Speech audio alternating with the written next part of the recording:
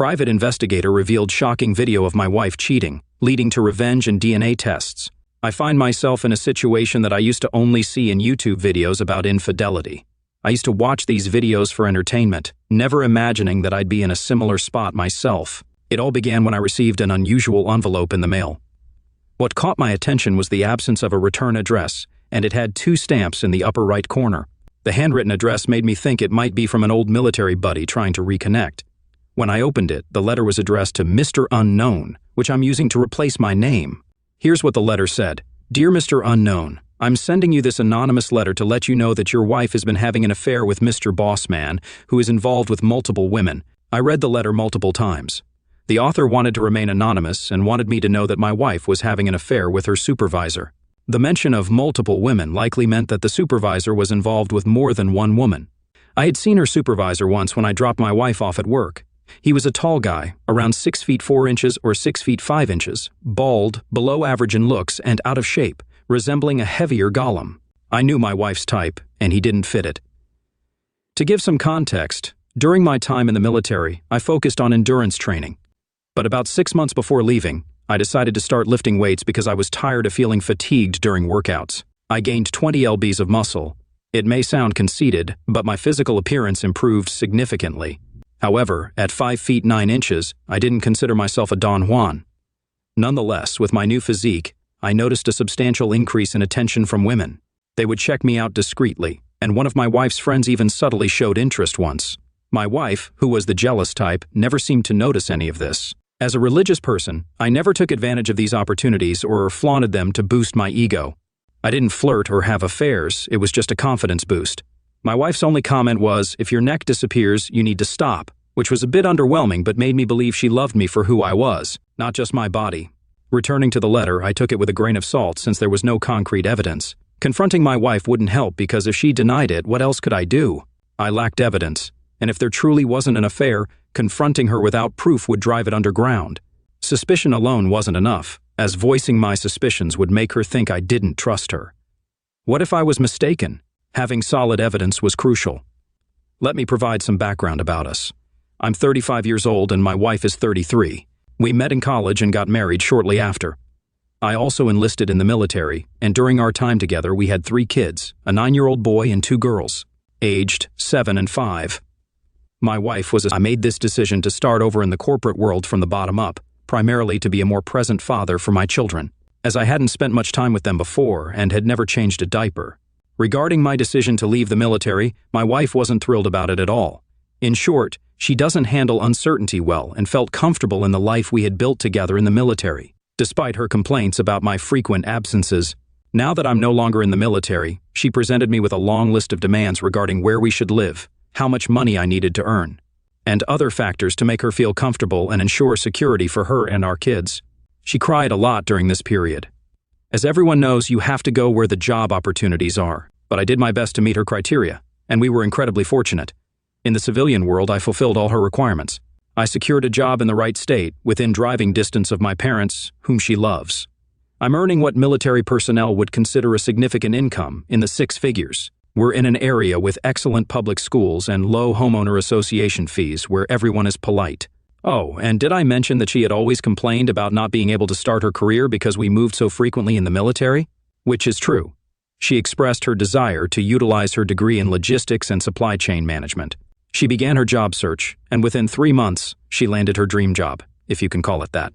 She works at a distribution center where all her colleagues are women, and they report to a male supervisor, the bald man I mentioned earlier. While her job doesn't pay much, it's the job she always wanted and her first since graduating from college. I supported her 100% in pursuing this opportunity, as I do for everything she chooses to do, which she has since acknowledged. Since I received this letter, I've been trying to collect evidence to confirm its authenticity. If the person wanted to expose her boss, why didn't they report it to HR? Why tell me instead? Nonetheless, I kept a close eye on my wife. I knew her cell phone password, so I checked her messages. I did find texts with her boss, but their conversations were pretty ordinary, and they didn't text much. That letter bothered me for almost a week, and I couldn't find any proof of my wife being unfaithful. She's been at her job for 5 months now, and the only noticeable change is that our intimacy has decreased. She's been turning down sex for the past 2 months, but I can't accuse her of cheating just because she's not in the mood. She always has excuses, like her job becoming more stressful or her feeling tired. Despite searching for evidence for 2 weeks, I came up empty-handed, but I remained vigilant for any hints. I often wondered about the sender of that letter and considered it might be a prank. At one point, I almost mentioned it to my wife as a joke, but I decided against it. I was about to close that strange chapter and accept that our intimacy wouldn't be as frequent as before. However, one night, my wife talked about her job and mentioned how her female co-workers were jealous of the attention she was getting from her boss. She said that they envied her because she had received the best quarterly reviews and been recognized as the employee of the month 3 times already, despite her relatively short time there. She was genuinely excited about the recognition, and initially, I was happy for her since she hadn't experienced a real job before. But that letter kept coming back to my mind. For some reason, her statement sparked my curiosity. I wondered, could it be that one of her key workers is so jealous that they sent me that letter? And more importantly, why were they so envious of her recognition? While it's common for women to be jealous of each other, this seemed a bit extreme. I became suspicious again and considered hiring a private investigator to track my wife. However, I changed my mind at the last minute because I didn't want to waste money in case I was wrong. After all, I didn't have any strong evidence or a valid reason to be suspicious. There were no incriminating text messages, just that mysterious letter, her reduced interest in intimacy, and her newfound enthusiasm for her job. It all seemed pretty normal, right? So I decided to purchase a GPS tracker online to install in her car and monitor any unusual places she might go. The GPS tracker I bought was the type that easily fits into the OBD2 port beneath the steering column. I was nervous because it's quite visible, but my wife isn't very tech-savvy. I figured I could easily come up with an excuse if she happened to notice it, especially since I often handle car maintenance. I could just tell her it's related to a fuse or something, and she'd believe me. I wouldn't really recommend this kind of GPS tracker for any covert operation like the one I was about to undertake. It was a Friday, and I was eager to see what the GPS would reveal. At lunchtime, I noticed her car was parked in an unfamiliar location. It wasn't her workplace, the grocery store, or our kids' school. It was on the other side of town, a place we rarely visited. I decided to Google the location and discovered it was a hotel. I immediately requested permission from my boss to leave work and headed towards the GPS location, which was about 35 miles away from my job. When I was about 25 miles into the drive, with only 10 miles left to reach the location, I noticed the GPS signal was moving away from that spot. I was tracking the signal using an app on my phone. I sped up, but I could see the GPS signal heading back towards her workplace. Her car had been at that location for around 2 to 3 hours, and I had just missed her. I felt so disappointed. I got out of my car and looked around the area, trying to figure out if her car was parked at a Best Western hotel or the nearby restaurant. Another thought crossed my mind. Maybe she was out eating with her CO workers because the restaurant and hotel were next to each other. But it seemed strange for her to travel this far just for a restaurant when there were plenty of options between her workplace and that location. It's not like she was a big fan of Golden Corral, willing to drive 27 miles for a meal. That day, I returned home with numerous questions, but no answers. My wife noticed that something was bothering me when I got home, but I lied and told her I had a tough day at work. I made an effort not to confront her, but I still felt like I lacked sufficient evidence to do so. Consequently, I decided it was time to hire a private investigator because I couldn't keep checking my phone and leaving work to track her down and catch her cheating. On Saturday, I spoke with a private investigator who charged $25 an hour. He wasn't a licensed investigator, but rather a person with a good camera phone whom I found on Craigslist. I agreed to pay him to follow my wife during her lunch hours. His services weren't too expensive since he only worked during those hours. The private investigator also installed a GPS tracking app on his phone, allowing him to see what I could see.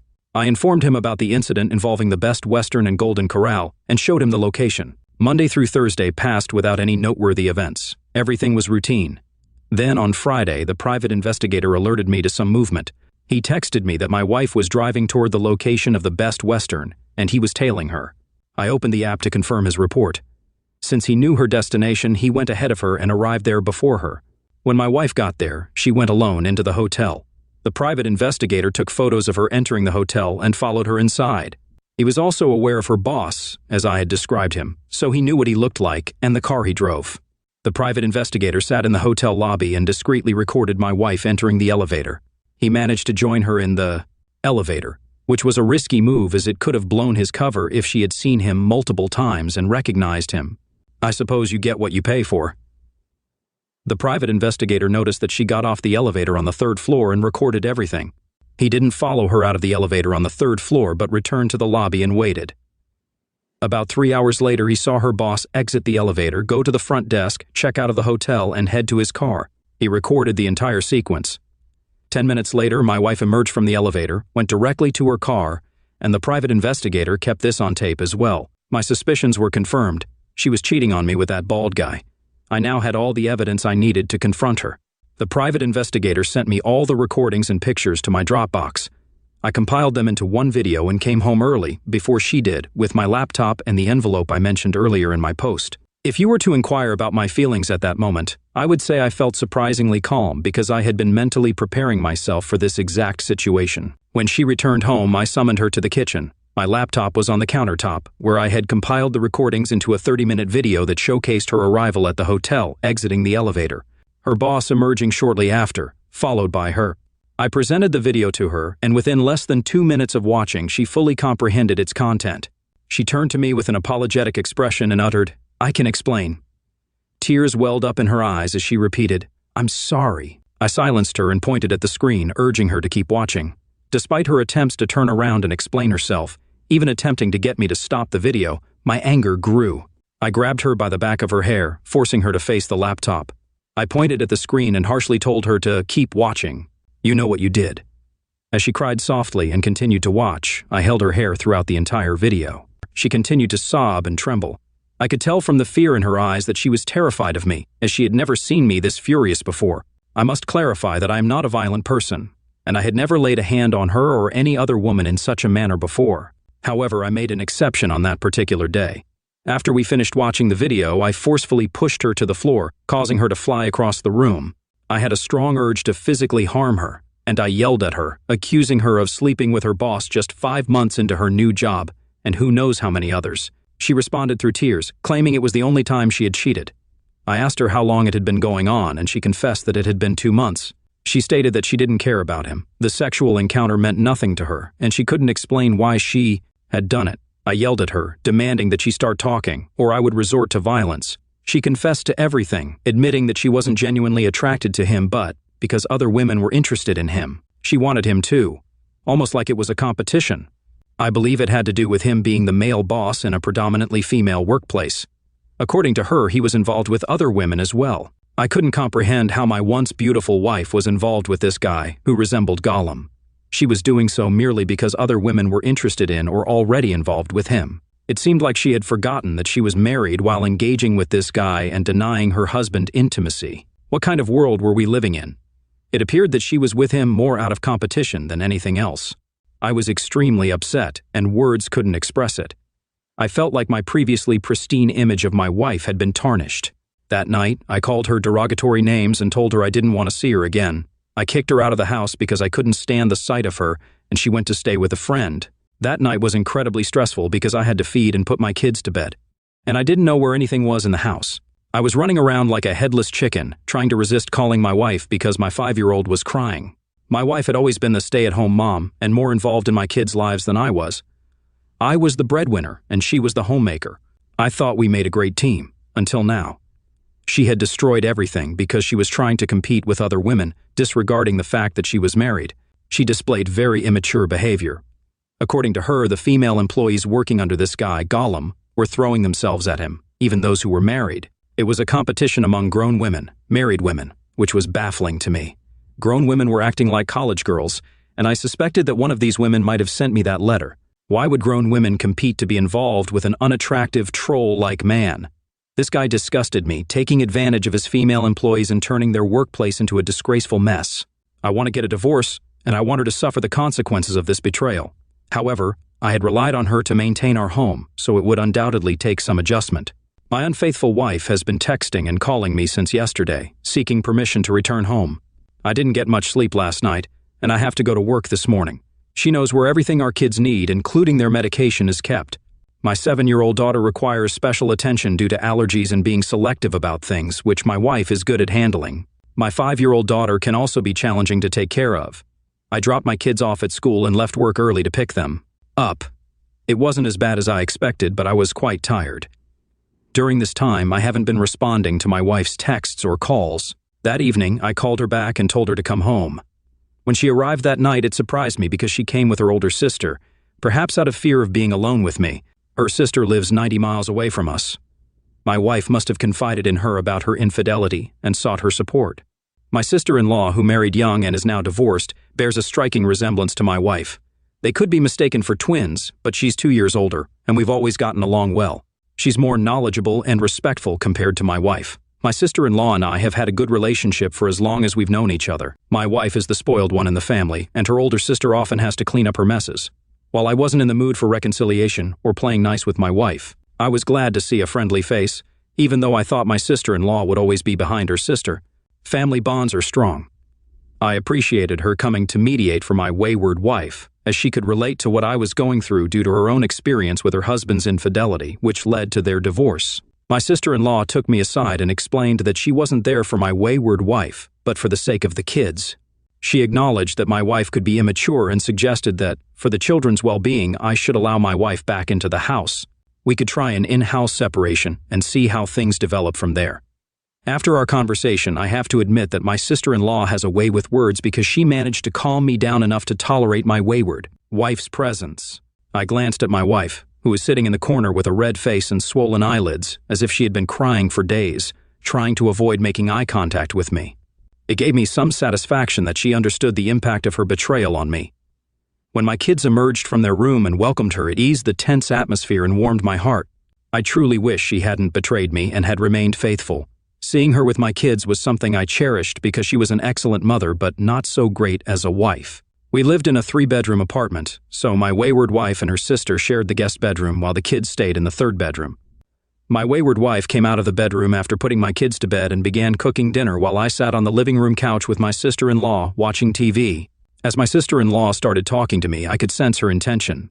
She was trying to divert my attention from my wife's affair or make everything seem normal. Deep down, I wanted things to turn to normal, to go back to the way they used to be. I was tired of being angry and exhausted, taking care of the kids alone and handling my job without my wayward wife. I needed a distraction, and her sister was quite chatty. While my wayward wife was in the kitchen, my sister-in-law mentioned that she would leave the next morning but would stay longer if needed. I told her that I was likely going to get a divorce because I couldn't look at my wife the same way or trust her anymore.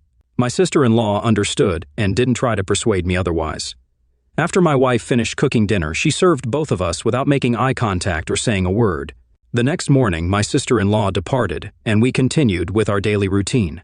I still wasn't speaking to my wayward wife, and she didn't seem to be getting ready for work that day, but I didn't inquire about it. In the afternoon, I consulted a divorce lawyer to explore my options. The lawyer mentioned that based on my wife's income, I might have to pay alimony and child support. It seemed absurd because she was only earning $45,000 a year, and she had cheated with her boss. Cheating with a superior, especially when in a committed relationship, is never acceptable. Perhaps her newfound financial independence, as it was her first job since college, had played a role in her actions. However, she had clearly taken it too far. I didn't have an issue with providing alimony and child support, as I had essentially done that during my military service when I earned less. It wasn't about the money, it was a matter of principle. If she could cheat on me with her first career boss, what would stop her from doing the same with another person in authority in the future? When I returned home that night, I spoke to my wife for the first time since D-Day. She had written a letter that she wanted to read to me. She explained that she wanted to express her thoughts without getting emotional. As she read the letter, all she said was how sorry she was. She carefully avoided mentioning the Gollum guy and simply apologized for betraying my trust and behaving immaturely. She expressed her desire for us to stay together and her willingness to do anything to repair our marriage. Surprisingly, she also mentioned something unexpected. She said I could sleep with other women if I wanted to. This revelation caught me off guard because my wife had always been the jealous type. I doubted her sincerity and told her that I didn't need her permission to be with other women because she had forfeited the right to have an opinion on that matter. I believed she was using this offer to manipulate me and alleviate her guilt if I acted on it. I interrupted her and clarified that I had no interest in being with other women, and if I were, I wouldn't have married her in the first place. This made her burst into tears, but I insisted that she hadn't explained why she had deceived me for 2 months. It wasn't a one-time mistake, it was premeditated and deliberate. She planned to go to the hotel and engage in a secret affair with this disgusting guy, risking a lot, for what? I informed her that we were getting a divorce, and my mind was already made up. I added that, despite her physical attractiveness, I couldn't stand sleeping with her or having her near me. She kept asking, "Why are you being so cruel to me?" I had spoiled my wife, treated her like a princess throughout our relationship, never raised my voice, always pampered her, allowed her to make all the rules at home, and gave her control over our household. She had grown accustomed to it. I treated her well and never mistreated her. Perhaps that's why she ended up with the first guy who ordered her around, thinking I would continue being the same nice guy, even after she had an affair with her boss. It's unbelievable, and there's more. She also informed me that she had quit her job because she couldn't bear being there and seeing her former boss's face. She said she had everything with me but managed to throw it all away because she thought she could fit in with her coworkers. She claimed she wasn't sure how it had escalated to sexual interaction, despite my disgust at the thought of her boss. I couldn't shake the question of how a guy who looked like a golem could seduce a woman as attractive as my wife and make her forget her vows. I questioned her persistently, wanting to know why she had fallen for him. She struggled and stumbled over her words while attempting to answer my question. She admitted that she had been grappling with the same question herself, trying to understand how she'd become involved with this guy and why she kept going back for more. She emphasized that it wasn't even because the sex was enjoyable. She sarcastically remarked that it certainly wasn't about his looks. The only reason she could come up with was a combination of several factors. He was skilled with words and very articulate. He always seemed to have the right response at the right time, as if he had the answer to every question. His position of authority played a role because the fact that all the girls looked up to him and tried to impress him made him appear more attractive. While the reasons she provided seemed nuanced and well thought out, all I could think about was how much I would enjoy disrupting this golem guy's party over there. I informed my wayward wife that I intended to expose him. At this point, my wife expressed a willingness to do anything to make me happy, even if we were heading for divorce. She couldn't stand seeing me upset with her. I told her that I wanted to expose the golem to his spouse. I explained that, although she had been foolish to let this guy take advantage of her, he needed to be exposed, and it was time for me to seek revenge against him for destroying my family. My wife disclosed where he lived and his wife's name. I asked her how they had been communicating without using text messages, and she revealed that they had been using her work email messenger. I pressed my wayward wife to log into the work messenger and show me the messages. She hesitated and believed it wouldn't be a good idea because it would only further aggravate me. She also expressed fear that I might harm her if she showed me the messages. I continued to insist, but she insisted that, since I had decided to proceed with the divorce, she would show me the messages when it was finalized and we were separated. A few days later, I managed to locate the golem's wife. By the way, the golem was 51 years old and his wife is 48. I conducted a background check on him to find out where he lived. He had 4 children, with the youngest being 12 years old. I made an additional copy of the video and saved it on a thumb drive. Then, I went to the golem's house when I knew he was still at work, probably involved with another one of his employees. I knocked on his door, and his wife answered. I believe she was the only one home at the time. I explained my story to her and handed over the flash drive containing the evidence, along with the anonymous letter that had been sent to me. She revealed that she had received a similar letter and confronted her husband about it. However, he denied any wrongdoing and accused the women at work of being lazy and hating him because he insisted they do their jobs properly. He had convinced his wife that these women were trying to destroy his life, and she believed him. She had never considered hiring a private investigator or suspected anything was amiss. The golem's wife was very grateful for the information I provided, and I left her my contact information as well. She expressed her thanks for my service to the country, and we said our goodbyes. I'm not certain if they ultimately got a divorce or separated, but at least she now knows that I'm aware of his actions. Last week, I submitted all the evidence I had to the HR department. I spoke with a lady on the phone, and she invited me to come by in person. During my visit, I provided another flash drive containing evidence and a statement from my wayward wife, admitting her affair as the reason for her job resignation. I believe this should be sufficient to get him fired from his position. Before leaving the job site, I decided to pay the golem a visit. After exiting the front lobby, where the HR office is situated, I went around the corner to the dock area, where the 18-wheelers are unloaded. It wasn't a very secure location, and one of the side doors was unlocked, allowing me to slip inside the building. Although I wasn't familiar with the layout, I knew the golem's name, so I asked an employee who directed me to his office. While walking through the warehouse, I noticed that the majority of the workers there were females, including the forklift drivers. It seemed like this company had a policy of hiring predominantly female employees. Although there were some male workers, they were few and far between. As I approached the direction of the golem's office, I saw him exiting one of the offices. I was about 50 feet away when I called him by his name. He turned toward me, trying to identify who I was. He may have assumed I was a truck driver there to drop off something. As I got closer and almost face to face with him, I didn't utter a word. Instead, I delivered a right hook, knocking him out cold with a single punch. Afterward, I calmly walked out of the warehouse. As I reached the exit door, I glanced back and saw a small crowd forming around him as he was starting to regain consciousness. I then opened the door and exited the building. Yesterday, shortly after returning from work, I heard a knock on my door. When I opened it, I found 2 police officers standing there. They had come to question me regarding the assault that occurred at my wife's former workplace. They suspected that I might be involved in the assault on Gollum, but they lacked concrete evidence. From the way they framed their questions, it was clear that I was a suspect. Although I was captured on a security camera, the description wasn't very clear, possibly because I was wearing a hat. In a nutshell, Gollum had identified me as a suspect and wanted to press charges. I informed the police that I was not responsible, and they asked if I had an alibi.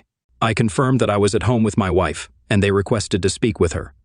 I agreed, called her, and she lied to cover for me. She didn't know about the assault beforehand, but quickly caught on and supported my false alibi. I'm not certain if the police were satisfied with our answers, but they took pictures of our cars, noted down my contact information, and mentioned they'd reach out if they had further questions. I messed up big time, and it's hard to believe that Gollum, who had an affair with my wife, had the audacity to call the cops on me for assaulting him. Fortunately, news spread quickly, and one of the women he had been involved with had the courage to file sexual aggression charges against him. This newfound bravery might have been influenced by the fact that he was being investigated by HR and that I had confronted him at his workplace. As part of their investigation, HR questioned most of the women, and they disclosed the truth. It turns out he had been pressuring many of his female employees for sexual favors. Most of them had initially refused, and those who did comply claimed they did so out of fear or intimidation. It's a complex situation, similar to the Harvey Weinstein case, where some women were willing to engage with him to advance their careers, but once he faced legal trouble, they all portrayed themselves as victims. Nevertheless, I was pleased with the outcome. I heard that he was terminated from his job the following day. My wayward wife had kept in touch with some colleagues, so I'm not entirely sure if the story is accurate or not. A few days later, I reached out to his wife to check on her, and she informed me that they are currently separated. She explained that he no longer resides with them. She was the one who revealed to me that multiple women have filed sexual aggression cases against him. According to his wife, after confronting him with the evidence I provided, he confessed and admitted to having had sexual relations only with my wayward wife. However, it's difficult to believe his claim, especially considering that several women are pressing charges against him. This doesn't bring me any comfort. In fact, I would feel somewhat relieved if it turned out there were multiple women involved rather than just my wife. It's puzzling to me what she gained from this situation. I'm left questioning myself and my judgment for choosing her as my wife in the first place. If she was willing to engage in such behavior so easily, it raises concerns about her faithfulness during my military deployments. Writing this now, I feel utterly devastated and depressed. I've been reading numerous posts about surviving infidelity to find solace and assurance that I'm not alone in this. I also spoke with my brother on the phone, and he suggested seeking help from a therapist due to my current mental state. The VA covers various medical expenses, including visits to therapists, which wouldn't be a financial burden. Nevertheless, I'm hesitant and apprehensive about confiding in a stranger about my problems, even if they are a trained professional. Yet here I am, sharing my story with a group of strangers online. It somehow feels therapeutic to share and receive advice from anonymous individuals, gaining different perspectives and reading comments and responses. I'm still living in the same house as my wayward wife, but we now occupy separate bedrooms. Her sister has been visiting more frequently, and things appear to be returning to a semblance of normalcy. My wayward wife has been making every effort to keep me happy. Despite this, we haven't been intimate since D-Day, and I have no desire to engage in intimacy with her. I've been procrastinating when it comes to pursuing a divorce, recognizing that the more time I waste, the more comfortable I become with her playing the role of wife and mother once again. Initially, I thought my wayward wife might be inviting her sister over to improve our relationship since she knows I get along with her. However, it turns out my sister-in-law is considering moving closer to us on her own accord. With her kids nearly grown and her youngest about to enter college, she's looking to live closer to us. We have plenty of family nearby, including my parents, who are aware that our marriage is going through difficulties and that my wife had an affair, though they are unaware of the specifics. Despite her infidelity, my parents still hope we can work things out for the sake of the kids. A few weeks later, my sister-in-law secured a new job close to our area and moved here. My wife and I continue to reside under the same roof but sleep in separate bedrooms. Essentially, we're roommates now, and I've consistently declined my wife's propositions for intimacy. While it's challenging to go without sex for an extended period, My military experience taught me self-control.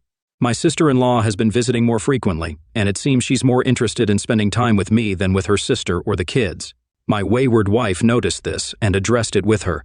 I learned about it later, as my sister-in-law started visiting less often without explaining why. My wayward wife tends to be jealous, so her reaction didn't surprise me.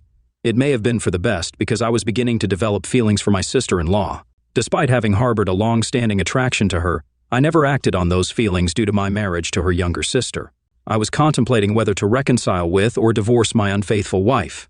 However, I'm increasingly inclined towards the idea of divorce. Reconciliation seems challenging because I can't bring myself to trust her again.